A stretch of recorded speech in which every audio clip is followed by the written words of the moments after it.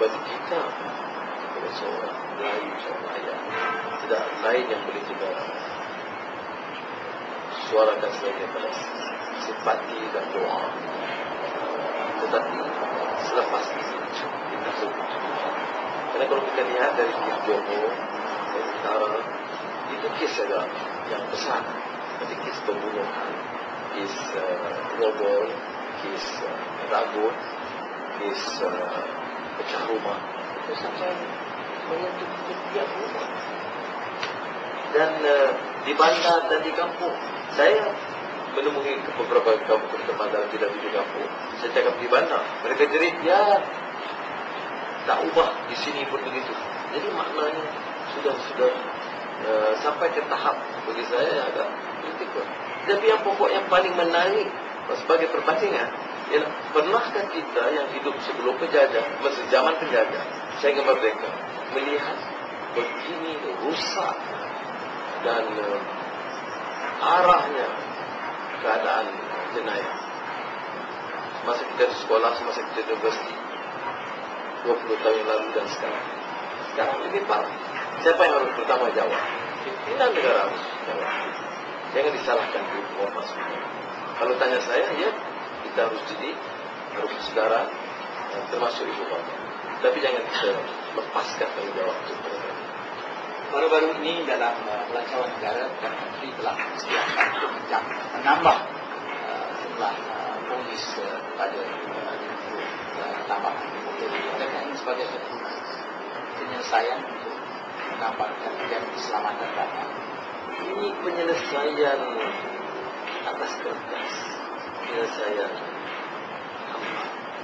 Kerana yang jadi isunya bukan contoh polis, tetapi kecekapan polis, kewibawaan polis, bermula di peringkat atas.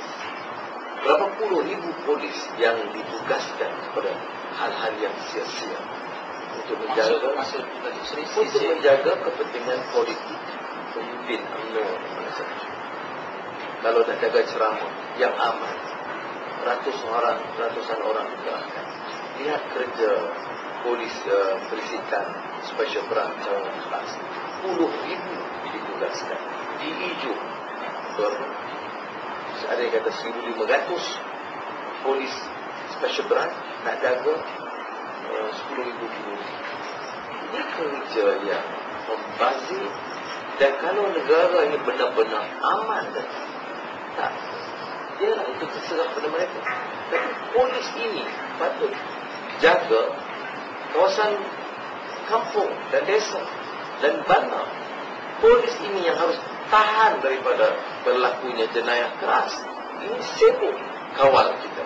Dalam kadang-kadang ceramah saya, puluhan yang keliling. Yang hadir dalam perbincangan 100 orang. Yang keliling rumah 15 orang. Cuba keliling kawasan ini, jaga supaya jenayah itu dapat dikawal.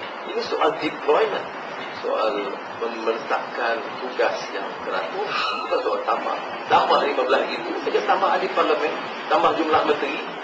Jumlah menteri kabinet sekarang paling tinggi dalam sejarah, di antara paling besar di Asia. Maka negara lebih terurus, ekonomi lebih baik, jenayah lebih kurang, rasuah lebih kurang. Tidak semestinya. Jadi maksud Datuk Seri, fungsi polis itu, redeployment polis itu harus diteruskan untuk semata-mata untuk mengatasi masalah dan tidak terlibat lagi masalah apa yang disebutkan sebagai pemantauan politik. Pemantauan politik itu tidak termasuk dalam bidang kuasa polis. Bidang kuasa polis itu adalah keselamatan. Kalau pertemuan itu boleh menimbulkan rusuhan, bukan yang diprovokasi oleh pemuda UMNO atau polis. Berapa banyak ceramah? Saya adakan ceramah umpamanya di Alostar, 30,000 orang datang, ataupun puluhan ribu di Terengganu atau di Pulau Pinang, atau di Bagan Serai baru-baru. Ya, kemungkinan akan berlaku ini. Ya, antara satu pasukan polis 45 orang tunggu di situ standby, yang perlu dikerahkan ratusan special branch sepanjang masa, kawal orang, ubud orang, bukan orang yang buat salah, ataupun yang buat jenayah, ugut orang kerana kritik soal rasuah. Orang ini buat sumbangan kepada negara. Orang ini kritik sebab jenayah banyak sekarang bertambah. Kita patut terima kasih kepada mereka, bukan ugut mereka. Ya, Datuk Seri, selain daripada jenayah berat, rokok dan sebagainya, yang meningkat juga dalam statistik ialah jenayah-jenayah yang seperti pecah rumah, seperti ragut dan sebagainya. Ada pihak-pihak yang melihatkan perkara ini sebenarnya ada kaitannya dengan ekonomi rakyat, pendapatan rakyat yang tidak cukup untuk keperluan kekeluargaan. Mereka melihat kebanyakan mereka ini adalah pencuri separuh masa untuk menambah pendapatan rakyat sekadar 200-300 ringgit sebulan.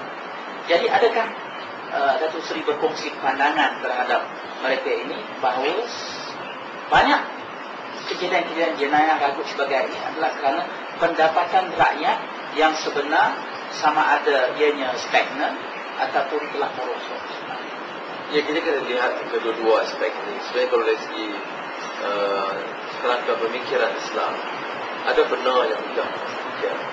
Sebab kalau dilihat kes orang yang dihadapkan ke depan Sayyidina Umar radhiyallahu anhu, mengapa mencuri, dan Umar selain dia bertanya kepada pencuri, tanya juga kepada orang kaya itu.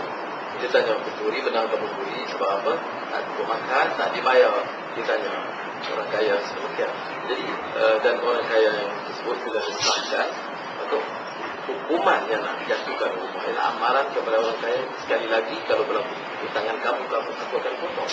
Ini menunjukkan bahawa sementara kita harus tegas dalam menghadapi dan cuba membanteras jenayah, kita juga harus faham implikasi yang lebih jauh tentang kehidupan ekonomi rakyat, bahawa upah yang amat rendah, penindasan terhadap golongan pekerja, nasib pekerja tidak dibela, dan kehidupan ekonomi yang tak menentu. Ini juga harus ditangani secara berasingan sebagai satu program ekonomi yang baik. Tapi ya, ada orang mengatakan ulasan ini seolah-olah mempertahankan penjenayah. Saya tidak begitu. Karena penjenayah kalau disabitkan kesalahan itu wajib dihukum tanpa kecuali. Tapi soalnya jangan penjenayah ragut, itu anti tindakan keras. Penjenayah yang merompak kekayaan negara yang ratusan juta itu dilepaskan.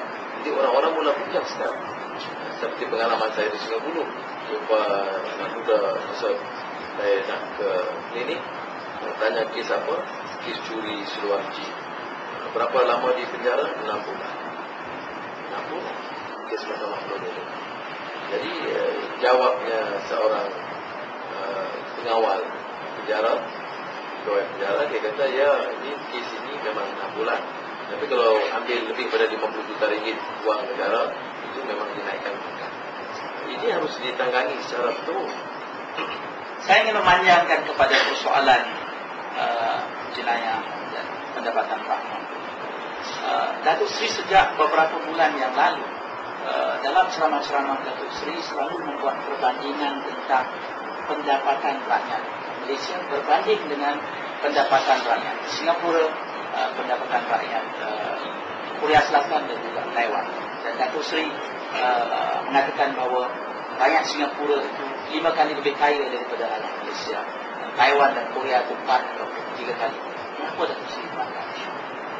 Saya berdasarkan pengalaman saya 8 tahun di keuangan, memang angka-angka kita sebut berapa kadar pertumbuhan, berapa kadar inflasi, tapi akhirnya dan menilai kedudukan ekonomi sebuah negara istilah dari sudut faedah dan pendapatan rakyat. Sebab saya tekankan sekarang ini dari sudut pendapatan rakyat. Di Malaysia, Singapura, Taiwan, Korea Selatan itu hampir setara kedudukan ekonomi pada akhir 70-an, 80-an, awal 80-an. Jadi kalau nak banding, lebih baik dengan negara ini. Kalau kita ambil umpamanya memilih untuk membandingkan Malaysia dengan Germany, Jepun, Amerika Syarikat, itu dah kita tidak